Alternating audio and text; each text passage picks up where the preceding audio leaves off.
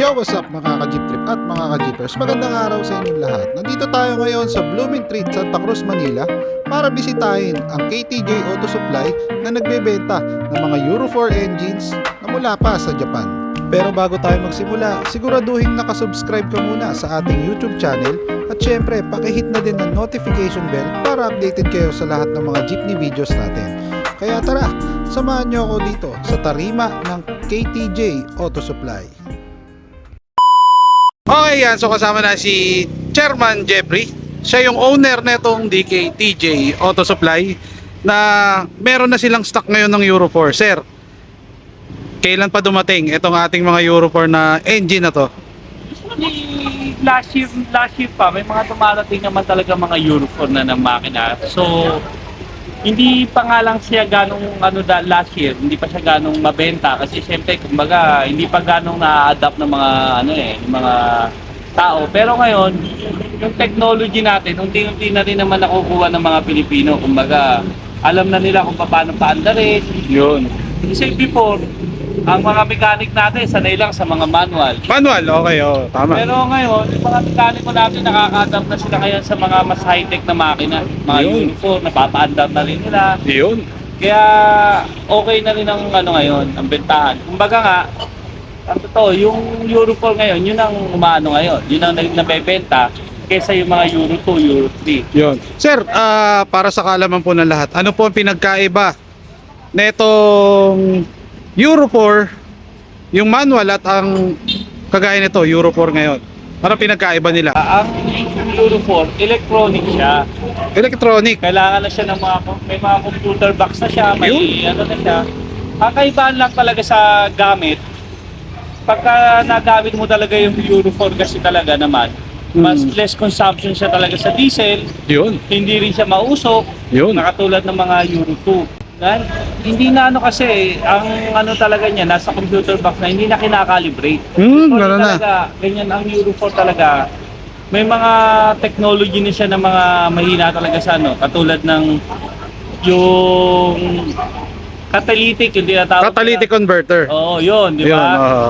Usually sa Euro 4 nanggagaling yung mga yun eh. Kaya yung usok ng ng sasakyan, inaano muna sinasala ng catalytic Bago ilabas sa exhaust. bago ilabas sa exhaust yung Yun. usok. Kaya maano siya talaga, kaya parang wala siyang polluted na na hangin. Nahangin, ayan. Ayan, kagaya niyan. Nasa magkano ang price range ng ating mga Euro 4 na makina? Ano nga siya ngayon eh? Sa ngayon mas mura siya kaysa sa mga manual na engine. Oh, yung mga kagaya ng mga basic na engine ng mga jeep natin, 4BC2, 4BG, mga ganun. Nasa magkano siya ngayon, sir? Ito 150,000. Uy, mas mura siya, no? Oo, mas mura siya kaysa sa mga yung mga BC2. mga BC2, Yeah. 4BE. Ayan. Usually kasi mga 4BC2 nasa 160, Oo. yung 4BE nasa 180. Nasa 180. Oo. Oh. So ito is 150. 150,000 Ayan. Sir, tanong ko lang po, 10 bansa nang galing itong mga Euro 4 na to? sa Japan. So original, Japan surplus siya. Oo. Ayan. So, pag halimbawa brand new, may gustong bumili ng brand new, pwede rin po ba? Brand new na Euro 4 na engine. Usually kasi wala pa tayong dating. Ito naman almost brand new na rin sa Japan. Kasi sa Japan kasi 2 years lang ang sasakyan. Inaano na, Dispose na. dinidispose na. Halimbawa sir, bumili yung mga jeepney manufacturer natin dito, may mga discount pa yan. Halimbawa, pakyawan, ganun. Okay naman. Depende Ayun. naman sa ng customer. Siyempre kung mas marami, siyempre mas mura. Mas mababa. Mas mababa kung even naman doon sa 150 kung talagang pabili na, Oo. minsan binibigyan ko pa rin naman ng discount. Yun, no? Oo. So, mas mababa pa. Hindi natin kailangan umangkat ng China bus, no? Siguro kung talagang kaya naman na ngayon, yung ibang mechanic naman kasi kaya naman na talaga yung technology niyan, pwede nang ikabit sa mga nagbobuo naman yung mga jeep na mga ngayon, yung palang modern na Oo, yung malalaki. Oo. Kaya naman, kasya naman sa engine bay nila yan, eh, no? Oo, kasya naman yan. Pagka talagang pang pinakaano lang, kumuha sila ng magaling na nag-electronic Ayan. electrician. Ito yung sample ng kanilang Euro 4 engine. Ayan. Ito is 4HL1. HL1. Ayan. Ayan siya mga boss. Ayan. Sir, ito. Ang price nito ganun din, Ganun 150. din, 150. So, anong pinagkaiba niya doon sa isa, which is ito, si 4JJ1? Oh, ano rin siya? Mas modelo tong 4JJ1 Okay, kaysa dito sa 4HL1. okay.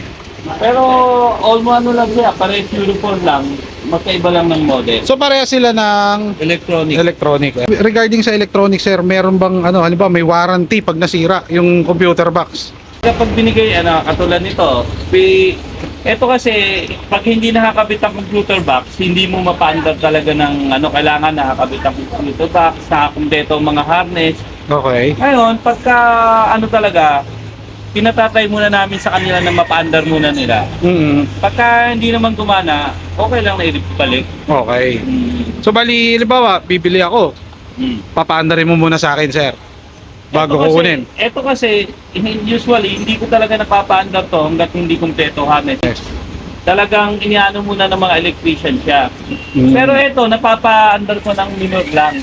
Minor lang. Oo, Ah. minor. Umaandar siya pero yung galit, hindi mo kasi may binubuga lang kami dito sa pinaka-carburetor niya para umandar siya. Kumbaga tawag dito sa mga motor, EFI, no? Oo, yan, oo, di ba? ganun, oo. Di ba si motor is carburetor, Oo. tapos ito EFI, Oo, gano'n. May mga bago na. Kumbaga, fuel injected na. oo. Ayan. And then sir, ito, for JJ1, ano ang transmission niya? 6 speed.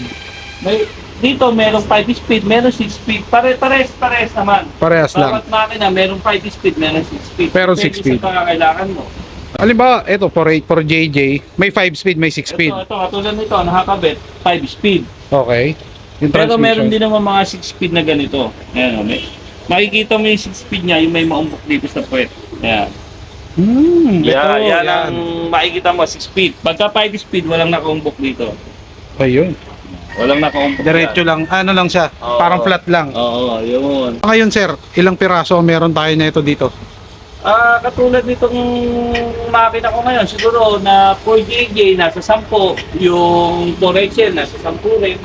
Yun, no? Pero Napaka-solid. continuous naman ang dating yan. Every week, every 2 weeks, may mga dumarating na makina. May mga bumibili na rin sa inyo, sir. Oo, Ano ang marami kadalasan na- nating customers na bumibili ng mga Euro 4 na yan? Usually kasi, ang mga customer ko ngayon, mga tiga Subic. Kasi kinakabit pa siya ngayon sa ELF, sa truck. L, tsaka sa Oo, truck. Mga ELF na ano.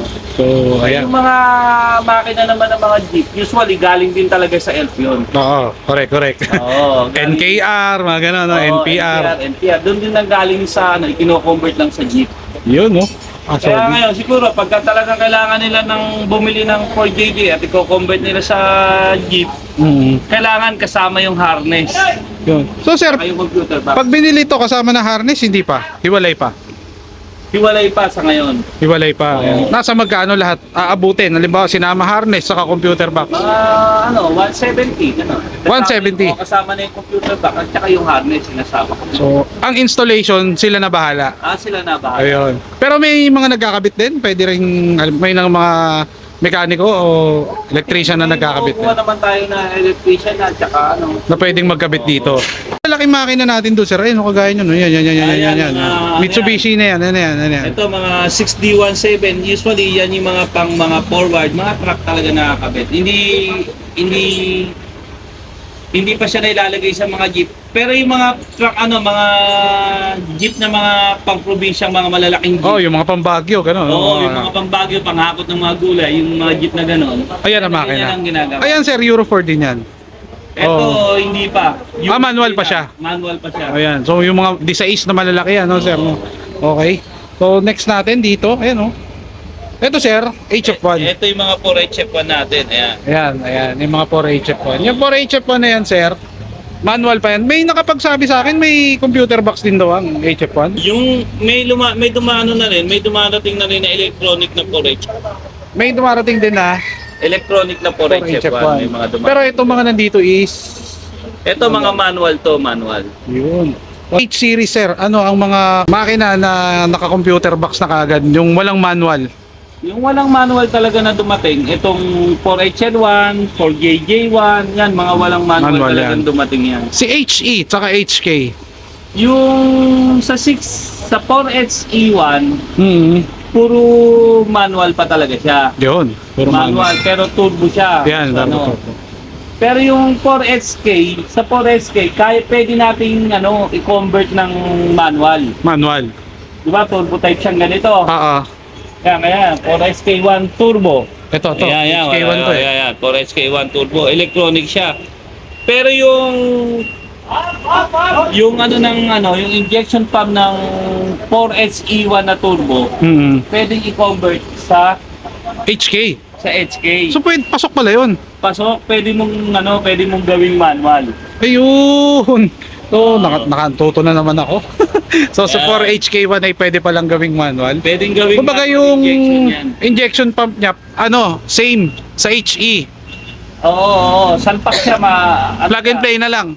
Plug and play lang. Ikakabit mo yung... Yung Pagka kinuha mo yung injection pump ng 4HC, lilipat mo sa 4HK, pwede. pwede, pasok. So, pasok siya. Oo. Ayan. And then, sir, baka may mga babatiin tayo. Sa mga customer ko, mga suki. Ayan. Oh, yan. Ito. Big discount. Balik uli rito. Ayun. Ayan, so sir, matanong ko lang din about dun sa phase out. Gaano ka-apektado tayo dito ng mga taga Blooming Treat?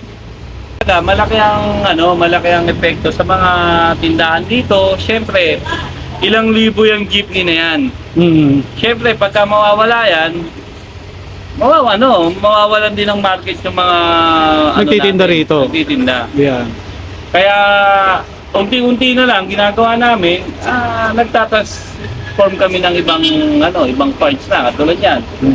Kumbaga, inaano na namin yung mga electronic engine na also kasi mawawala na nga yung mga Manual, oo. Kasi kumbaga pinipace out is yung mga manual. Actually, malaking market din talaga sa Blooming Treat ang mawawala. Ayan. Sir, maraming salamat po. Okay. Baka may mga babatiin pa tayo. Baka may mga habol pa. Yung mga supplier nating iba, ha? Maraming salamat sa inyo. So sir, hindi lang ito yung shop nila, di ba? Yung unang pinuntahan ko, shop din ninyo yun. Oo. Ayan. And then marami pa ba? May mga binabagsakan pa silang mga ibang mga store dito. Meron naman yung mga yung mga kapitbahay ko. Ganito naman dito sa pagka wala sila, minsan magtatanong sa'yo, kukuha sa'yo. Ganon. Oo. Ayan. So, Dito, tulong-tulong din naman kami mga dito, auto supply owners. Kunyari, wala akong stock. May customer, walang stock. Baka meron kang ganyan, pare. Hahanapan sa kabila. Hahanapan. Ayun. Ganun naman dito sa Blooming Treat. So, sa mga gustong kontakin si sir, ito yung kanyang contact number.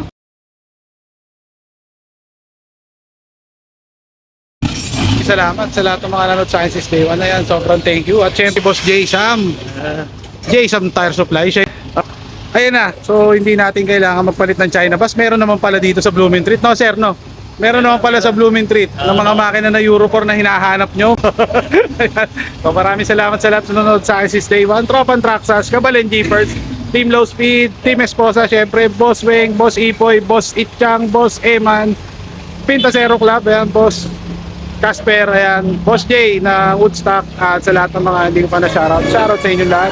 Please like and subscribe. Babush!